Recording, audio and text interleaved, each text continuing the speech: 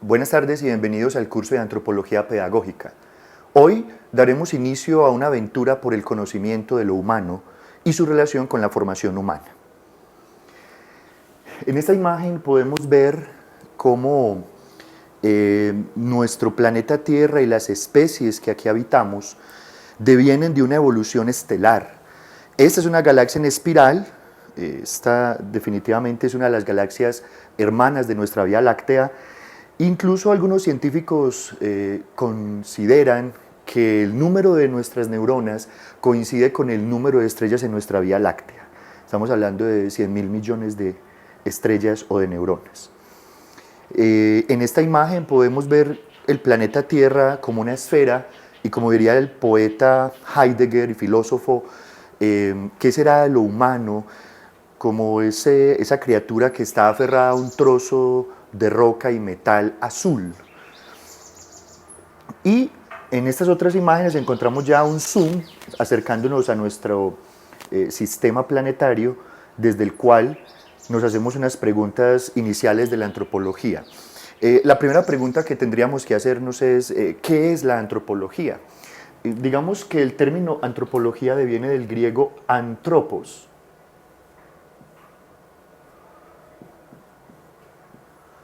Antropos, que significa humano, ¿sí?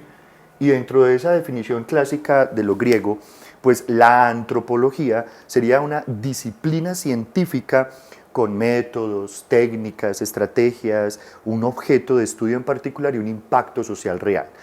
Dentro de esa definición clásica de la antropología podríamos hablar de una antropología física o biológica que determina todas las fases evolutivas de las especies humanas hasta lo que hoy conocemos como Homo sapiens sapiens, al igual que una, digámoslo, antropología ya no solamente biológica y física, que estaría mirando esos rasgos genéticos, fenotípicos, sino más una antropología cultural, que es donde nos estaríamos centrando más específicamente en el desarrollo de lo humano a través de su relación con el pensamiento, con el sentir y con el actuar.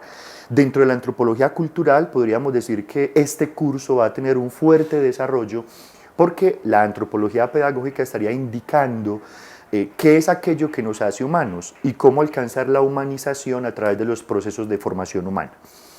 Con dos métodos muy claves en la antropología cultural. Uno que responde más a la tradición norteamericana o anglosajona, que es la etnografía propiamente dicha, y un método que es mucho más, al menos desde sus orígenes francés, que recoge más la etnología, como un estudio comparado de culturas. Y una antropología filosófica que implica una reflexión profunda sobre qué es aquello que hace al ser humano humano y qué es aquello que podría darle un sentido a la razón de ser de dicha especie. Dentro de estas escuelas antropológicas, corrientes, encontramos que hay un árbol genealógico donde se indica la aparición de lo humano en esa evolución, una evolución planteada por Darwin y por Wallace, pero más que como teoría, como un desarrollo, como una realidad del desarrollo de las especies como tal, no como una teoría simplemente. Dentro de esa perspectiva, pues habrá dos grandes escuelas, una escuela antropológica que considera que el ser humano es ser humano solamente desde el punto de vista físico, biológico, cuando ese homínido logró ser un Homo erectus y dejó sus manos para ser un Homo habilis, y dentro de esa habilidad empezar a construir herramientas, instrumentos y con ellos el desarrollo de civilizaciones. Ellos estarán pensando en un hombre desde el punto de vista físico, genético y biológico de hace aproximadamente 1 millón de años atrás. Pero otros antropólogos de otra escuela plantearían que el ser humano no solamente lo hace la estructura física, sino el desarrollo de su pensamiento y con él el desarrollo de las habilidades superiores. Entonces estaríamos hablando del Homo sapiens sapiens, ya no solamente el Homo erectus, Homo habilis u Homo faber, sino un Homo sapiens sapiens, es decir, un hombre que sabe y que es capaz de saber que sabe, un hombre que genera conciencia. De ahí una tensión pues básica, y es qué es aquello que nos hace humanos y qué es aquello que nos permite decir si nacemos o nos hacemos humanos. Pues uno podría pensar, sin intentar resolver el enigma, que aunque nacemos con unas características propias de lo humano en potencia, si no las desarrollamos, si no generamos ambientes suficientes para el desarrollo de dichas capacidades, pues el ser humano terminaría atrofiando sus capacidades.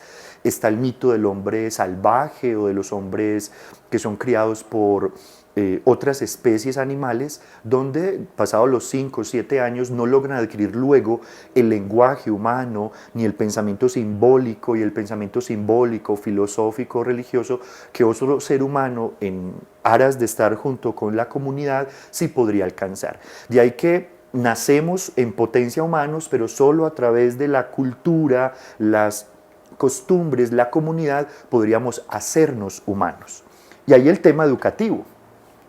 Porque si fuese el problema de lo humano exclusivamente un tema biológico, genético, entonces no habría necesidad de crear instituciones educativas desde párvulos, jardines, prejardines, básica, secundaria, media, técnica, universitaria, etcétera, sino que se tendrían que dar procesos que a través de la transmigración genética en el ADN, los cromosomas de papá y mamá en nuestras células, sería suficiente para ser humanos. Como no lo es, hay, digámoslo, transferencias culturales que no se dan exclusivamente por la genética, sino que la trascienden a través del lenguaje, a través de las manifestaciones de lo humano, a través de la virtualización de la realidad, pues es ahí donde el campo educativo adquiere sentido en una especie como la nuestra. Vemos que ninguna otra especie sobre la faz de la Tierra tiene instituciones de educación, porque a ellos les basta la transmisión genética de sus factores culturales o más de asociación como especies o como gremios u hordas primitivas. En cambio nosotros necesitamos de instituciones como la educación, como el Estado, como la cárcel incluso, como la clínica, etcétera, todas las instituciones que no son solamente ejercicios genéticos, sino evolución cultural desde el punto de vista de lo humano en el pensar, sentir y actuar. Es así como formarse, entonces, implicaría alcanzar niveles superiores de sí mismo, y volvemos a citar aquí a Heidegger. Miremos cómo dentro de esta estructura del cerebro, al interior, en nuestra coordenada 00, se encuentra el palencéfalo. El palencéfalo es nuestro cerebro más primitivo, es donde conservamos nuestros instintos, sed, hambre, exploración, instinto sexual, entre otros, y a través de estos instintos en el palencéfalo es que reaccionamos nosotros de manera orgánica, visceral. Ese cerebro lo compartimos con los cocodrilos, con los reptiles, porque en ellos está una fase de la evolución que también habita en nosotros. Basta pensar, por ejemplo, cuando un hombre es bastante poco culto, educado, entonces eructa tranquilamente en cualquier escenario, digamos en esta cultura occidental, donde es considerado pues, que se le ha salido el cerebro de reptil, el cerebro R, o muy brusco en sus reacciones, es decir, no pasa por procesos de pensamiento, sino que es reactivo, el acto reflejo inmediatamente reacciona. La cultura entonces también de alguna manera está mediando ese palencéfalo como el mito del Minotauro, donde la cultura es ese laberinto, donde el monstruo de lo humano, esa animalidad, se ve encadenada a través de esa analogía del laberinto, donde la cultura lo que hace es resguardar la animalidad humana para crear lo humano trascendente. Pero también existe una fase mucho más evolutiva que ya no compartimos con los cocodrilos o reptiles, sino con los mamíferos, y estamos hablando del diencéfalo. El diencéfalo está compuesto además por dos grandes glándulas, el hipotálamo y el tálamo, lo que nos permite incluso diferenciar en qué momento estamos en vigilia y cuándo estamos soñando. A veces esas glándulas nos juegan sus hurtadillas y ahí es donde identificamos que el sueño y la realidad parecieran del mismo material. ¿Cuántos de nosotros no hemos tenido sueños en los que es tan real y cuántos de nosotros no hemos tenido experiencias reales que pensamos que son un sueño? ¿Sí? En esa bipolaridad de lo real y del sueño también se encuentra lo humano, la dimensión de lo humano. Es más, los mamíferos, los gatitos, los perros y todos los mamíferos también sueñan, ¿sí? Y en esa construcción de lo humano, pues Nuestros sueños, desde el punto de vista freudiano, en un psicoanálisis inicial, pues serían fruto de nuestros deseos inconscientes y de nuestros grandes miedos. Pero ese cerebro de diencéfalo no solamente define eso, sino que también define nuestras emociones. El que alguien nos guste, el que generemos cierto tipo de sustancias que generen placer en nuestro organismo, están relacionadas tanto con el palencéfalo como con el diencéfalo, que compartimos con los mamíferos, un poco más evolucionados. Y finalmente la corteza cerebral, en donde una corteza cerebral inferior estaría determinada también con los mamíferos, perdón, con los primates, y quienes también desarrollan un tipo de pensamiento simbólico, hasta cierto grado ciertos instrumentos o herramientas. ¿Quién no ha visto en los famosos videos de Discovery o National cómo cogen palos simplemente de un árbol y los lamben y luego lo introducen en un hormiguero para simplemente coger hormigas pegajosas? Eso ya implica un tipo de raciocinio muy primitivo, muy simbólico, muy básico, pero que también está indicando un desarrollo del cerebro no solo palencefálico ni diencefálico, sino de la corteza cerebral. Y nosotros, los humanos, que ya tenemos una corteza cerebral no solamente inferior, sino superior, en donde se desarrolla el pensamiento creativo, el desarrollo de muchas inteligencias o múltiples, el lenguaje como tal oral, el escrito, operaciones matemáticas de alto nivel como el álgebra, la geometría, la aritmética, la estadística, etc. Y claro está, el pensamiento filosófico, religioso, mítico y científico. Miren cómo entonces aquello que nos hace humanos, podríamos desde ese punto de vista muy cerebral, es aquello que es capaz de producir la corteza cerebral superior. Y con eso nos referimos al arte, a la religiosidad o la espiritualidad, a la filosofía y a la ciencia. Ninguna otra especie sobre la faz de la Tierra desarrollaría estos 4 grandes campos del espíritu humano.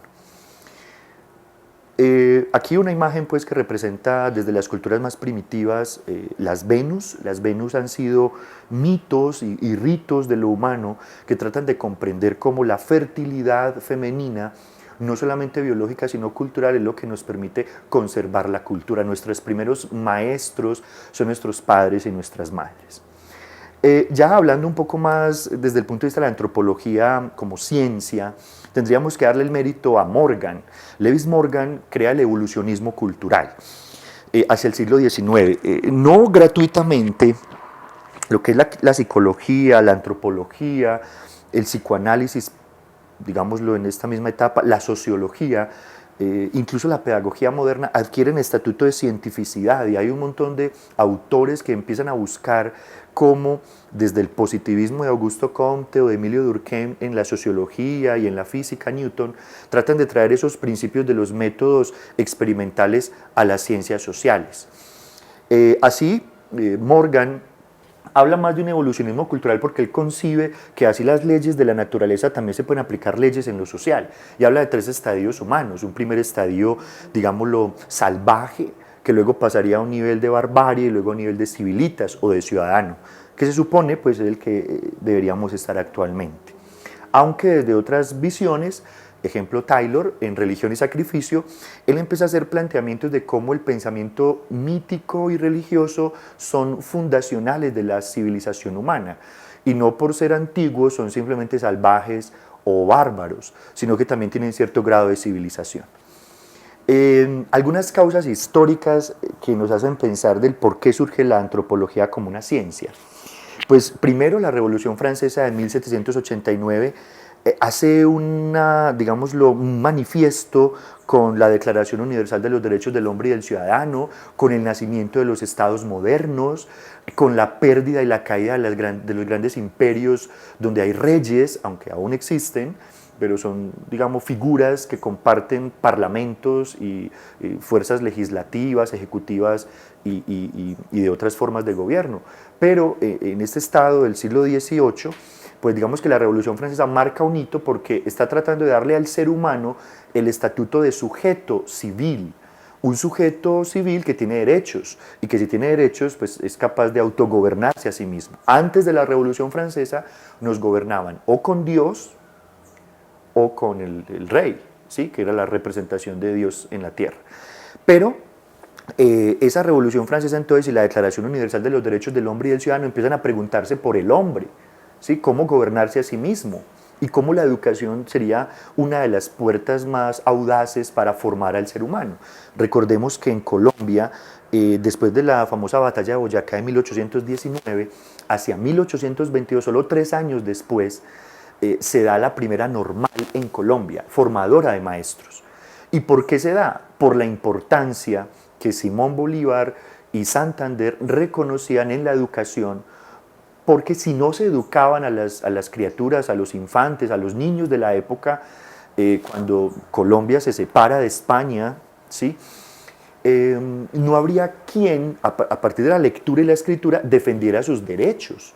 Recordemos que uno de nuestros precursores pues fue encarcelado 4 años por traducir los derechos del hombre y del ciudadano del francés al español. Eso es importante decirlo por este concepto pues, de cómo la Revolución Francesa, dichos derechos y cómo la educación jugaba un papel importante. Si aprendo a leer y a escribir, conozco los derechos y soy capaz de defenderlos en mi propia comunidad. El colonialismo, ¿sí? Al igual que el decolonialismo, es decir, un proceso de colonización en América y en África arduo y de decolonización. Autores como Boaventura dos Santos, portugués, plantearía cómo ya no estamos sufriendo por una conquista territorial o una colonización cultural, sino probablemente, y quizá más peligroso, una colonialidad cognitiva. Entonces tendríamos que decolonizarlos cognitivamente para aprender a pensar por sí mismos y no como el eurocentrismo que nos han impuesto desde la misma escuela. También existiría pues una revolución cultural intelectual, recordemos el siglo de las luces, la crítica de Kant, cómo si Dios nos gobernaba antes, si el rey nos gobernaba antes, ahora el instrumento de gobierno será la razón humana. Pero no por ser humano nacemos solo con la razón, tendríamos que ejercitar la razón a través de la ilustración, las artes liberales, el conocimiento científico, etcétera, para alcanzar ese grado de mayoría de edad que sería capaz de gobernar a sí mismo cada quien su vida y por ende los pueblos.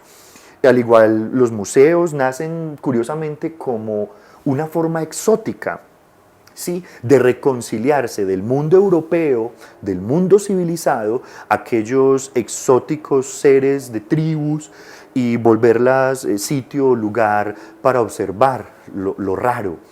Para finalizar, entonces, recapitulemos. La antropología como disciplina científica desarrollaría métodos y técnicas en la investigación. Dentro de esas modalidades o métodos o estrategias de investigación estaría la historia de vida, que podría tener un enfoque EMIC-ETIC, al igual que el método o técnica etnografía y etnología, que además, dependiendo de la temporalidad o el margen de los años que se quiera hacer la investigación, sería longitudinal.